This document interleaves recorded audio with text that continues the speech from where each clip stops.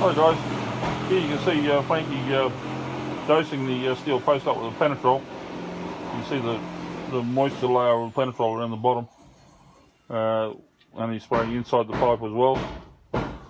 That's got to dry now before we put the steel plates on the front. 265 with 10mm steel plates going on the front. Actually, I might even cut a piece of post weld right around that corner. We'll have a look, see what we do. You'll see it. Might cut a piece of 75mm by 5mm post and weld it on the front of that. It might fit.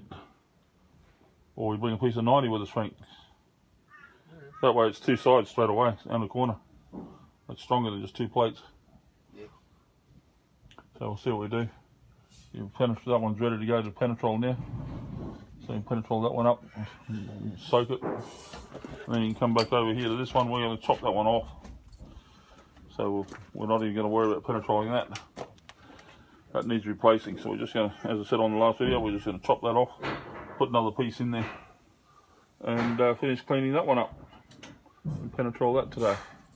So it's all ready for cleaning up. And then of course, once we got the steel piece on there, then we hit it with epoxy.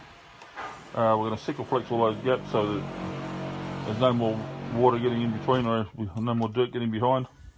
And then we put concrete around to give it a collar to stop any water from getting to it. Alrighty. Well, that's what we're doing on that one. We're going to keep on going as we get these done. It's just time. It just takes time. So much easier to do the first time around. But it's what we got. Catch you again soon. See you.